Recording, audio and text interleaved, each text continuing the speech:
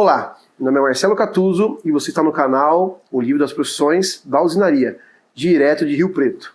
Hoje meu convidado é o professor e consultor contábil e de finanças, senhor Moisés Dias. Professor, por gentileza, explica um pouquinho para a gente como que foi o início da sua carreira, como é essa área contábil, consultiva, como que é isso? Na verdade, assim, eu vim da área de finanças, né? Minha formação, minha graduação é em ciências contábeis. Eu não iniciei em escritório de contabilidade. Na verdade, eu iniciei em empresas. E aí eu me tornei CFO de empresa, diretor financeiro. Okay. Dentro dessa empresa a gente teve a oportunidade de construir a estrutura de operação da empresa desde o início. Nós construímos a área de controladoria. Essa área de controladoria foi uma área muito estratégica dentro da empresa, que é ajudar na tomada de decisões, estruturação de planejamento orçamentário, planejamento financeiro, estruturação de números para a tomada de decisões em termos de avaliação de projetos. Legal. E aí depois de muitos anos de experiências, e a gente acabou decidindo empreender, né? Aí nessa vocação para empreender, nós fomos para a área de um escritório contábil voltado para uma contabilidade mais consultiva, mais gerencial, aquilo que nós trouxemos de experiência na área de negócios. O senhor é mestre em empreendedorismo? Isso. Então, como que funciona essa relação, né, entre empreendedorismo e contabilidade? Então, a relação ela é mais forte do que as pessoas imaginam, Sim. né? Porque eu sempre digo, quando a gente fala de contabilidade, fala de um contador, a gente tem a tendência de falar assim, ó, estou falando com uma pessoa burocrática, né? Eu falo, estou indo no contador. O cara já imagina, vou lá resolver um problema tributário e tudo mais. Mas a contabilidade, na verdade, ela nasceu para ajudar nas decisões da empresa, informações estratégicas. Sim. E aí isso tem tudo a ver com o quê? Tem tudo a ver com o empreendedorismo. Porque se você vai fazer empreender, você vai fazer um plano de negócio, um dos principais pilares de um plano de negócio é o quê? É as projeções financeiras. As projeções financeiras passam por o quê? Passam por decisões tributárias, regimes tributários, necessidade de capital de giro, projeção financeira, retorno de projeto e tudo mais. E isso tem tudo a ver com a contabilidade. Perfeito. Ou seja, a relação ela é muito forte. E principalmente quando você trata a contabilidade com um viés bastante estratégico.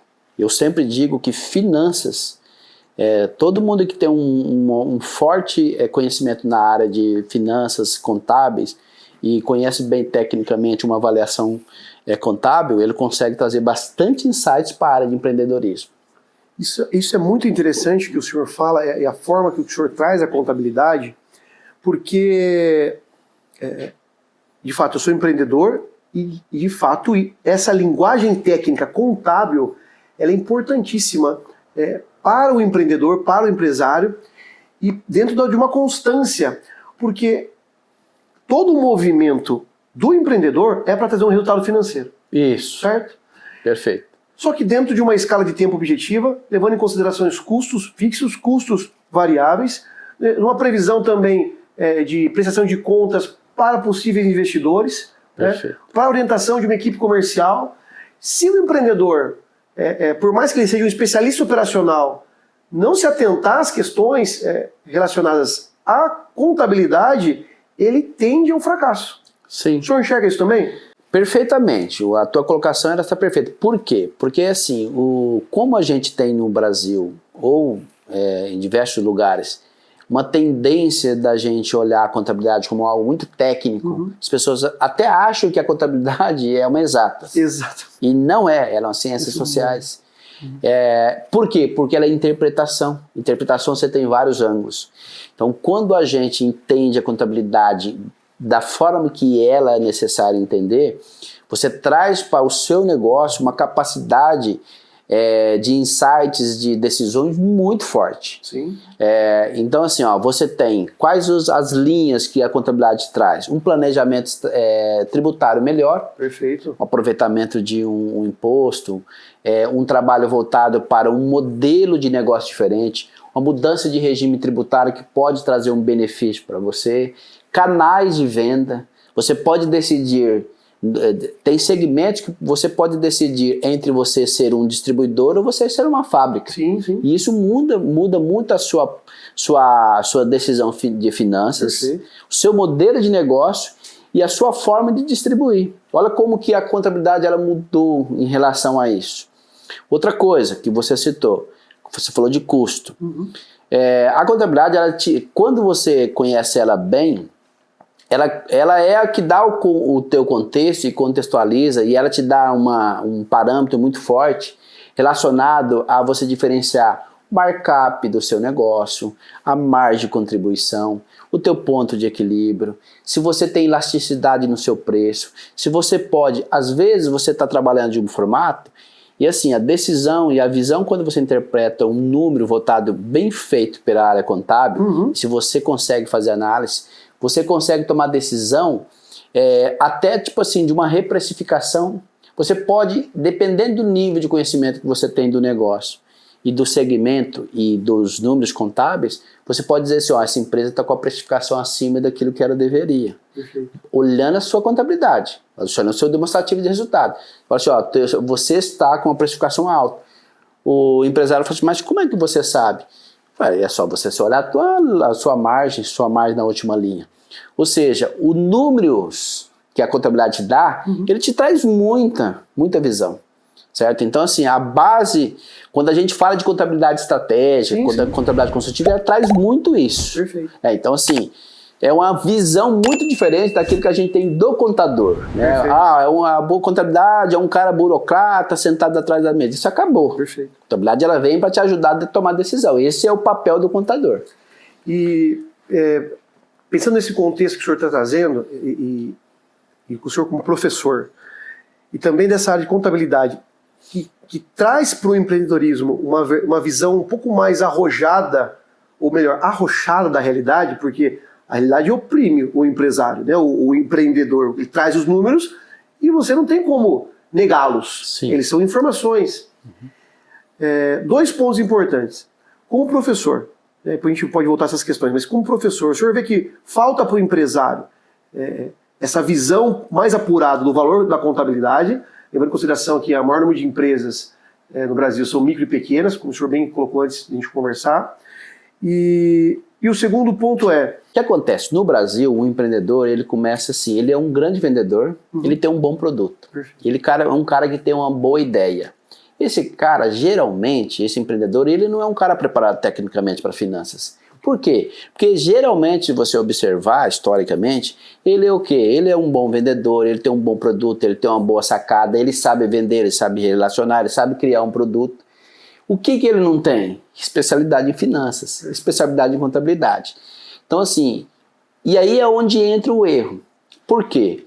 Porque se ele procurasse um profissional da área contábil, um contador, que tivesse uma visão estratégica para ajudar ele a elaborar um plano de negócio, dentro do plano de negócio está o quê? Está uma das ferramentas que precisa ser usada. No plano de negócio vai o quê? Vai o plano de marketing, o plano comercial, vai o plano de recursos humanos e vai o plano financeiro. Perfeito. Ou seja, quando ele começa a discutir sobre as premissas da área de finanças, que é o regime tributário, que é o custo, o markup, a margem, ponto de equilíbrio, logo ele começa a falar, opa, esse negócio é mais importante do que eu imagino. Porque ele define o preço sem entender quanto que vai ficar esse custo. É comum nós sentarmos com um empresário, ele começa a fazer a análise conosco com uma visão e no meio do caminho ele falou, opa, pera aí um pouquinho, mas a margem é só isso? Isso é muito comum, é mais do comum do que vocês imaginam. Só que o que acontece? O grande insight que tem diferença de um empreendedor para outro é exatamente o seguinte, onde que ele está buscando ajuda? Às vezes ele não busca essa ajuda. Então esse aí é onde que pega para ele quando esse negócio começa a crescer. E a segunda questão é esse comportamento, ele está relacionado a um perfil de autossuficiência desse empreendedor? De por já ser um ótimo vendedor, ter um ótimo produto, ele não precisa de ajuda? Geralmente o que a gente percebe é isso aí, é mais comportamental do que parte técnica. Porque a gente tem um empreendedor, a gente tem algumas experiências. Recentemente a gente fez eu fiz um trabalho de business plan para um pessoal, e aí começou dessa forma, né? Eles vieram, foram orientados, e aí ele veio assim, ó, o pai já era um empreendedor de muitos anos, aí o pai trouxe o filho, falou, olha, eu quero começar um negócio com o meu filho, só que eu quero começar diferente do que eu comecei. Opa, aí o pai teve uma sacada, lá atrás o mercado era de uma forma, agora é outra. E aí eu comecei a delinear para ele, ó, o que vai num plano de negócio, o que é importante, etc, e tudo mais. E aí nós começamos a construir. Na construção de um plano de negócio, de uma modelagem financeira para um plano de negócio, você começa a ter que definir as premissas. As premissas provocam ele a buscar informações que ele nem pensou que tinha. Um regime tributário, se ele compra com crédito, se ele não compra, se ele vai vender fora do estado, se a margem dele é aquela. Então, assim, ele vai para um trabalho, assim, ó, minha margem... Vou citar um exemplo. Claro. O cara fala assim, ó, minha margem é 100%. O que é 100%? O que é margem para você? Não, eu compro um produto por 100 e vendo por 200. Falei, não, então sua margem não é 100%, sua margem é 50%. Exatamente. Ou você tem um markup de 100, né? É um negócio que parece ser simples, mas algo que as pessoas geralmente, o empreendedor acaba confundindo. E eu falo que isso é a questão de uma linguagem. Um ponto. Apesar de nós falarmos o mesmo idioma, cada profissão tem a sua linguagem técnica. E isso faz falta, esse conhecimento contábil, ele traz para o empreendedor essa linguagem técnica sobre os números empresariais, e não é sobre as finanças, né? Não é sobre o quanto ele compra, o quanto ele vende, mas sobre as realidades de comunicação, como que ele olha para esses números, como ele chama esses números. Por exemplo, a questão que eu costumo trazer sempre é a diferença de despesa e custo. Sim. De forma genérica, a gente fala que é a mesma coisa. Mas o custo está ligado à operação. E a despesa não está. Então quer dizer que se eu for cortar primeiro alguma coisa, se eu tiver que tirar, eu tenho que tirar uma despesa. Porque se eu tirar da operação, a tendência é essa operação desabar, né? Você estrangula essa operação. Mas, pô, parecia tão simples, pareciam significar as mesmas coisas. Mas na linguagem contábil, não. Perfeito. Mas assim, dentro daquele que você... Só para complementar a sua pergunta... assim, ela é muito mais comportamental. E assim, claro. E pela minha experiência, assim, pela nossa experiência de lidando com vários anos do empreendedorismo, eu fui CFO de empresa, fui diretor de empresa, sou empresário também, fui empresário no setor de cosméticos, setor de serviço, como empresário também sentando na mesa do empreendedor, do empresário no setor. Hoje eu sou empresário também mais voltado para a área de o negócio contábil, mas agora lidando com o empresário em si do dia a dia, de vários perfis. Nós temos um empresário pequeno, médio, e que a gente considera hoje para São José do Rio Preto, ou região, ou o Brasil, a gente considera como um grande empresário, empresas que faturam bastante. Então nós temos todos os perfis. Ela é muito mais comportamental, porque entra uma situação de que ele aprendeu de uma forma e ele vai com aquela forma que ele aprendeu até onde, de repente, ele começa a ter problema. Então, assim, e tem uma coisa que eu falo bastante para as pessoas, é o seguinte, muitas vezes, problemas da empresa estão muito mais relacionados com a vaidade do que eu sei, com a soberba do que eu sei, com a falta de humildade de buscar ajuda, que não é demérito. Sim. Porque se eu não entendo de venda de carro, eu não posso me atrever a ir lá, ou melhor, não venda de carro. Se eu não entendo de avaliação de um carro, tecnicamente, se eu olhar para um carro, o cara fala assim, ó, esse carro aqui, ele foi batido ou não? E eu não sei te responder. Perfeito. Tem pessoas que batem o olho e falam, esse carro foi batido. Então, eu não posso me atrever a fazer aquilo que eu não sei, eu tenho que ter humildade e falar assim, preciso buscar um especialista. Perfeito. Então, a gente percebe muito mais um comportamento de falta dele entender que ele precisa de ajuda no setor do que exatamente uma parte de necessidade técnica. Sensacional isso, professor, porque isso tem tudo a ver com o que eu aprendi de fato até hoje e com como eu trato esse negócio que é a empresa chamada Usinaria, né? Veja, o senhor falou dessa característica do empreendedor, né? Eu falo que a consultoria é uma atividade sempre alinhada ao resultado, então eu compreendo o trabalho do senhor. E existe uma tendência de um empresário procurar um consultor quando a empresa dele está com problema. E quando ele está funcionando muito bem, ele não procura, porque existe essa autossuficiência, está dando certo, então eu sei o que eu estou fazendo.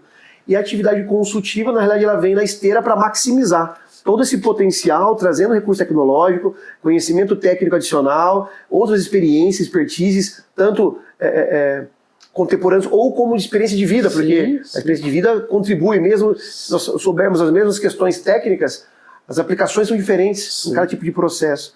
Então, eu ouvindo o senhor falar, isso traz uma sinergia muito grande com o meu contexto. Isso é sensacional.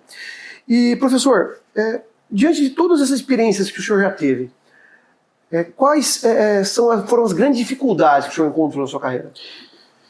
Olha, assim, eu tenho três fases na minha vida, né? Eu tenho a fase inicial da minha carreira, que é assim, que no passado eu iniciei com uma grande dificuldade de buscar a formação minha profissional, porque hoje eu digo assim para os meus alunos, para os colaboradores que trabalham comigo, as pessoas que eu lido, os empresários que a gente tá toda hora se relacionando, tem uma grande dificuldade. Hoje é fácil você buscar o conhecimento. Verdade. Hoje está aí o conhecimento.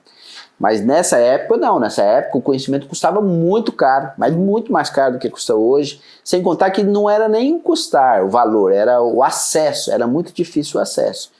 Então, assim, para você ter uma noção, hoje eu tenho a minha formação, eu sou contador, sou especialista pela FGV em gestão empresarial, especialista em gestão estratégica de marketing, depois eu fiz o empreendedorismo, né, fiz mestre em empreendedorismo, e atualmente, só para encaixar na sua pergunta que você diz, eu estou fazendo psicanálise. Legal. Você falou assim, esse cara é maluco fazendo psicanálise com finanças, por quê? Porque tem tudo a ver com comportamento, claro. Né? Tem muitas feridas que você tá ali alinhando e você percebe assim que você fala assim, cara, isso é muito mais comportamental, o negócio é muito bom. Perfeito. Né? Então assim, ou seja, só que eu comecei a estudar fazer curso superior com quantos anos? Com 24. 24? Você tem uma noção. Com quantos anos? Hoje eu tenho 50 anos. Uhum. Eu sempre falo que eu parei nos 39, tá? Mas eu tenho 50 anos. Então, o que acontece? A dificuldade era muito grande com relação a isso. Então, assim, o desafio era o seguinte, eu preciso estudar. Sim. Eu preciso buscar conhecimento. Então, mas assim, eu fui conseguir fazer isso com 24 anos. Né? Até ali, era muito difícil para nós. Só que aí tem outras coisas boas que vieram. Uhum. Eu com 26 me tornei diretor da empresa que eu na verdade não foi o que eu iniciei, porque eu iniciei muito cedo, eu iniciei com 12 anos, meu primeiro registro CLT com 12 anos. Mas o maior desafio não foi nem isso, foi o seguinte, para eu me colocar no mercado eu preciso buscar formações, né, conhecimento. Então esse desafio foi.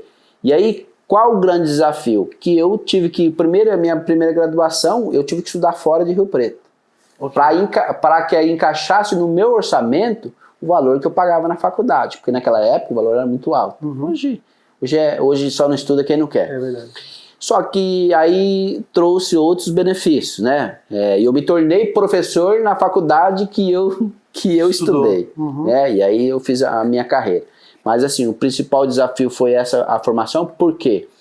Porque eu sempre, sem a formação, sem o estudo, sem buscar conhecimento, na verdade a gente tem que estudar todo o tempo, não dá para parar mais. Né? Nós estamos tendo uma nova mudança agora de mercado, a inteligência artificial está aí, está vindo aí para mudar tudo. Né? Então o maior desafio foi essa busca. Agora, a grande diferença em relação à nossa parte, assim, quando eu digo comportamental, que é a sua autoimagem, como é que você posiciona, a gente brincava assim, né? Na empresa você tinha aqueles gestores que tinham uma formação que desde cedo ele nasceu para estudar, porque o pai tinha condições, certo. E tinha nós que eram os sobreviventes ali no meio. Aí eu falava assim, o que você acha quem dos dois dá mais valor onde nós estamos, você ou eu? Perfeito, aquele que teve o esforço de estar ali. Estar ali. Isso. Então, tipo assim, o valor que eu dava para aquilo que eu estava, onde eu tinha chegado, era muito maior do que, porque assim, para ele era mais simples. Ele falou assim, cara, eu nunca parei para pensar nisso, será que é por isso que eu estou aqui, daqui a pouco eu estou ali, daqui a pouco eu estou ali, ou seja, porque até então ele já tinha passado em várias coisas, porque ele não enxergava o valor da construção daquilo que ele tinha alcançado. Então assim, ele para dar para ele falar um não aqui e pular para uma outra área, ele fez isso várias vezes. Ele falou assim, cara, eu preciso rever isso aí. Então assim, são os desafios que nós passamos, que eu acho que está dentro da pergunta que você me fez em relação a isso aí. E só me interrompendo o senhor, fazendo um gancho com que, a respeito da formação em psicanálise, né? Que o senhor Sim. Atrás da decisão, a empresa é feita de processos organizados. Sim. Certo? Mas atrás da decisão e da liderança desses processos sempre tem uma pessoa. Isso. Em cada etapa hierárquica existe alguém responsável pela tomada de decisão. Né? E além da compreensão dos números, existe a compreensão do risco que aquele ser humano, que a pressão que aquele ser humano está disposto a aguentar. Até onde ele pode caminhar com isso. Sim. Sem o conhecimento orientado à humanidade, ao ser humano, não é possível ter essa compreensão e tender a um resultado positivo. Né? Você tem a troca do profissional, você tem a dificuldade da gestão de toda a operação, e a gente pode pensar em pequenas operações, médias, tanto faz, mas sempre tem uma pessoa ali envolvida. Então, é necessário sim conhecer o ser humano. Sim, porque assim, o cliente é o ser humano, o fornecedor é o ser humano, o seu colaborador é o ser humano, ou seja, e o executivo e o sócio são o ser humano, nós estamos falando só de gente. Só de gente. Então, assim, e é muito claro, hoje é muito claro para mim, que muitas decisões que são tomadas hoje no meio do empreendedor está muito mais relacionado com a visão de mundo que ele está se alimentando. Né? E só que ele vem com o quê? Ele vem com suas, eu chamo de feridas, né? Com seus traumas, né?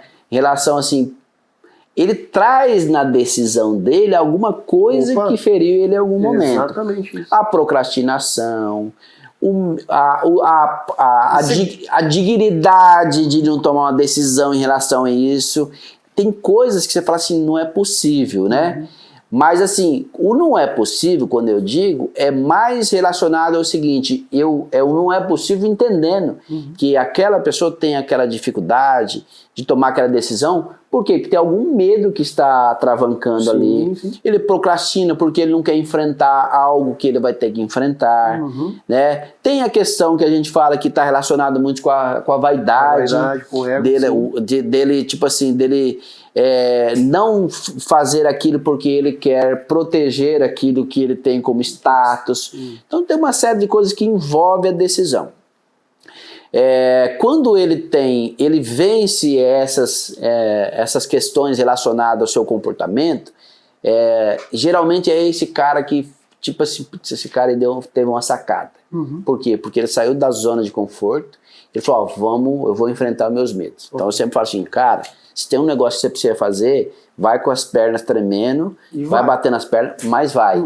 Porque uma das coisas que eu percebo que o empresário tem dificuldade é tomar a decisão no time certo. Porque passou aquele time, de repente pode ser a grande diferença. E uma das coisas também que eu vejo, que é assim, não existe coisas mirabolantes para você ser um empreendedor de sucesso. Não existe aquela coisa que o cara planejou, imaginou e tal.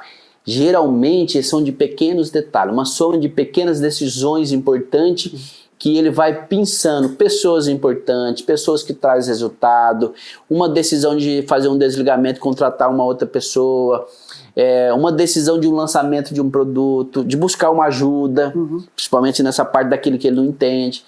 Então, se você for olhar o histórico, né, e eu sempre brinco também com o empresário, falo, olha, não acredite em capa de revista Você S.A. Geralmente, por trás daquilo lá, aconteceu um monte de coisa para o cara tomar a decisão onde ele fez. Ou seja, geralmente as decisões são tomadas por causa do problema que já está grave, não porque se antecipou aquela tomada de decisão. A gente tem vários cases falando sobre isso aí, né? Eu conto sempre o case da Havaiana, né? Uhum. A Havaiana se reposicionou no mercado, não foi porque eles tiveram uma visão estratégica que o público deles poderia ser ter um produto agregado muito maior. Sim. Foi porque ela chegou num nível de redução de custo que ela não conseguia mais fazer. Uhum. Aí ela foi pro mercado pesquisar e entendeu que o público dela tinha muito cara de público A e B que adorava uma Havaiana, mas não tinha coragem de sair com a Havaiana para fora de casa. Sim. Né? Perfeito, então vamos fazer um produto para esse cara. Foi a mudança da empresa. Uhum. Mas por conta do quê? Quase que ela não sobrevive. Claro. Né? E existem muitas que não fazem essa pivotagem, né? E se afunda, quebra. Perfeito. A Kodak, por exemplo, que acabou, né? Como empresa de máquina fotográfica e câmeras fotográficas, então todos os celulares. Né? Mas como? Como é possível isso? Proporções menores, às vezes a gente fica rodando em volta, né? Sim. Em volta de uma decisão que você precisa tomar, em volta de uma busca de uma inovação. E aí eu digo, se você tiver insights de finanças, pode mudar o negócio da sua empresa. Assim, tem vários negócios que nós analisamos e a gente fala, ó, aqui um ajustezinho que você fizer muda a sua vida, né? Porque uma empresa, por exemplo, que dá R$1.000 de prejuízo, ela quebra. Uma empresa que dá R$1.000 de lucro, ela não vai quebrar nunca. Ou seja, pode ser pequena, mas ela já muda de figura. Claro. Ela tem tempo para reposicionar, para pensar melhor, para não ser educado. Então, assim, quinhentão, no final do ano você deve 6. Quinhentão de lucro, no final do ano você tem 6 a mais no teu caixa. Ou seja, você não vai quebrar eternamente. Então, agora, se eu não conheço meus números, como é que eu vou direcionar meu negócio? Exatamente. Aí é onde a gente vem e fala de finanças corporativas, que está relacionado com contabilidade consultiva. Perfeito. Se eu tenho um número, eu decido certo. Perfeito. Entendeu? Eu demoro mais tempo, eu posso rodar 5 anos, mas eu não fecho minhas portas. Perfeito. Então está muito mais relacionado com isso. E fechando um ponto que eu pensei aqui, eu costumo dizer que o maior recurso do estrategista é o tempo. O senhor trouxe um exemplo que fala sobre isso, né? Se você tem tempo financeiro para tomar uma decisão, consegue alargar isso, que bom, então você vai tomar uma boa decisão. Só que para o empresário esse recurso ele é escasso. Ele não está fácil. Uma hora é largo, hora não. Então eu particularmente, eu tendo a tentar largar esse tempo. Pode até parecer procrastinação, mas eu entendo como um recurso que eu posso ou não utilizar em maior ou menor monta. O senhor pensa similar? Tem alguma divergência sobre esse ponto? Como a gente pode reanalisar isso? Quando você tem tudo no seu radar, por exemplo, se você tem os KPIs da sua empresa, você tem os KPIs de comercial, você tem os seus KPIs de produção, exemplo, imagina que a empresa é uma empresa de produto, de fábrica. KPIs são os indicadores. Os indicadores de performance. Sim. Se você tem os indicadores de área financeira, mesmo que você seja um varejo, quais são os seus indicadores do seu varejo? Qual que é a tua taxa de conversão? Qual que é o teu ticket médio? Quanto que você está convertendo? Quais são os itens por boleta que você está produzindo? Se você tem esses indicadores, se você tem os indicadores financeiros, que aí a contabilidade tem que te produzir, se você tem esses indicadores, o que acontece? O seu radar, ele está muito bem monitorado. Então você olha aqui e fala assim, você define qual que é o time que você tem para tomar aquela decisão. Agora, quando você não tem, o que você faz? Você decide com precipitação, porque você está afoito pela decisão, aí toma a decisão errada, ou você procrastina demais para tomar a decisão. Você está andando num mar que você não está enxergando. Então, assim, os KPIs, ou seja, os índices de performance, seja financeiro ali que você está, que traz a contabilidade, mas os índices voltados para a área do seu negócio, ele te dá essa permissão, ele te dá essa condição de você olhar assim, não, eu consigo avaliar melhor para eu tomar uma decisão. Quando você não enxerga, você toma decisões erradas. Você toma decisão de um preço errado, porque você está desesperado com o seu número. Então, e a gente está falando de casos reais, não é suposição de teoria, de situações que o cliente quer fazer uma campanha de promoção, etc. Mas com base no quê? né? Todos os números estão aqui. Você não precisa disso. Você tem lá situações que o cliente chega desesperado, tá lá, o cara assim, ó, a minha esposa, eu não aguento mais ver ela chorando. Mas por que chorando? Por causa da ansiedade, porque não sei o que, o problema e tudo mais. O teu problema é de desencaixe. Teu negócio dá resultado. Você tem um problema de efeito tesoura, é fluxo de caixa. Se o seu negócio estivesse dando prejuízo, tem que tomar uma ação imediatamente. Mas ele então, ele está gerando lucro, ele não está gerando caixa porque você tem uma alavancagem muito alta, porque em algum momento lá atrás você errou exatamente porque você não tinha os números. Mas olhando o seu número, você só tem um problema de alavancagem. Agora, você tem que ajustar a sua alavancagem à geração de caixa. Claro. É isso mesmo? Ou seja, você traz aqui uma tranquilidade, cara, vai trabalhar. Trabalha, vamos ajustando aqui que você vai embora, você sai lá na frente. Se ele não tem o número, o que ele começa a fazer? Começa a fazer o quê? Tomar decisões. Na telha. Vou fazer uma campanha aqui, vou, sei lá, vou mexer no preço, vou não sei aonde e tudo mais. E aí nessas é o que ele acaba tomando decisões precipitadas. Esse é um ponto de decisões do negócio. Tem outros que está muito mais relacionado com como ele trata a estrutura da empresa dele com a vida pessoal dele. Claro. Às vezes o empreendedor ele dá tão certo no começo, ele faz um volume tão grande que ele fala assim, não, agora eu já posso fazer um monte de coisas aqui. Ele faz aquele monte de coisa. Daqui a pouco ele começa a ver, mas o que está acontecendo com a minha empresa? Porque ele fez tudo aquilo sem enxergar. E, na verdade, o volume de negócio que ele criou não era lucro, não era nada. Era só volume. Perfeito. Né? E o senhor me traz uma percepção, então, de que, na realidade, o maior recurso do estrategista é a informação. Perfeito. Que é justamente o que a contabilidade entrega para toda a empresa. Perfeito. E aí a gente fala assim, por que a gente chama isso de contabilidade gerencial, contabilidade consultiva? Porque a hora que a gente olha para o negócio, a gente estrutura de acordo com a forma que você precisa ver. Por exemplo, uma indústria, você tem uma forma de enxergar seus números. Né? Onde está meu custo, minha mão de obra, o que é custo industrial, o que eu gasto para vender, o que eu gasto para promover, quanto que eu gasto de operação. Isso tudo muda. Que é estoque, se é sazonal, se não é. Aí varejo, você tem uma outra tratativa, né? Você tem outras KPIs que você tem que olhar financeiros. Sim. Você pode estruturar um plano de contas específico para aquele assunto. Então tem empresas que eu preciso entender quanto que eu estou gastando de marketing. Claro. Tem empresa que o marketing pode estar alocado dentro da área comercial. Por quê? Porque ele é irrelevante. Então, não preciso gastar tempo com aquilo. Mas eu preciso entender quanto que eu gasto ali. Tem empresa, por exemplo, que a logística dela é muito pequena. Mas tem empresa que tem um gasto com logística gigante. Então, assim, eu preciso de uma estrutura para enxergar quanto que está gastando minha operação de logística para ver se faz sentido eu manter aquilo.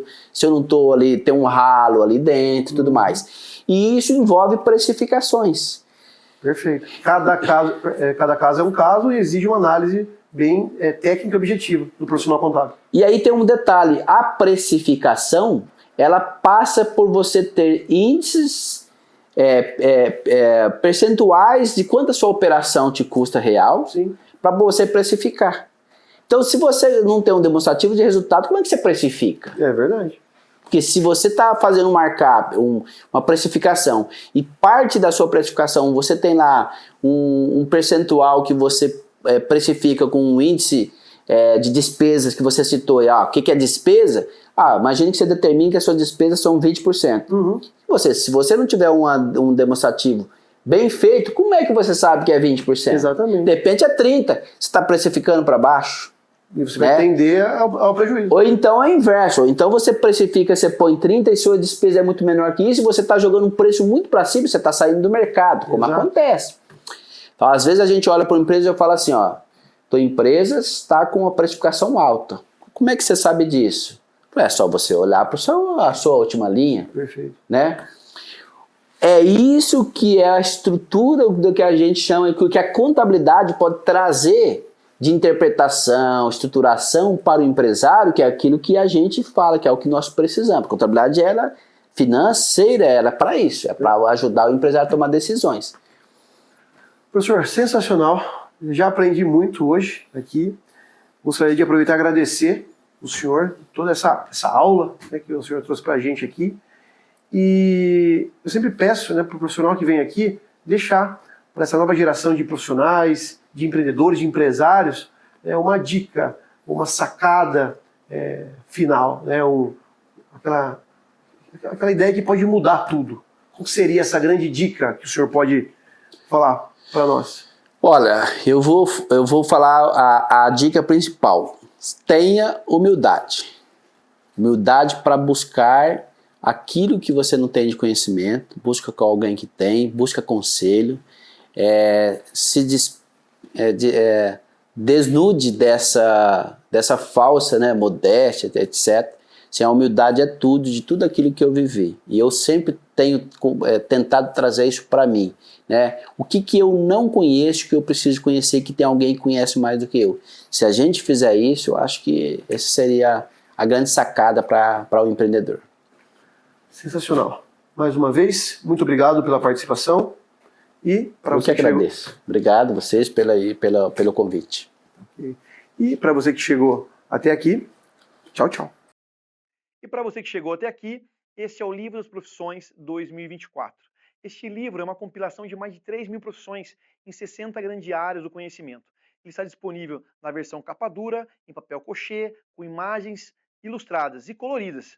Ele é um excelente presente para sua mãe, para o seu pai, para aquele filho que está iniciando a carreira profissional ou para aquele amigo que quer mudar de carreira. Você pode adquirir no site da Amazon nas versões em inglês e em português. E também no link na descrição abaixo. Garanta já o seu.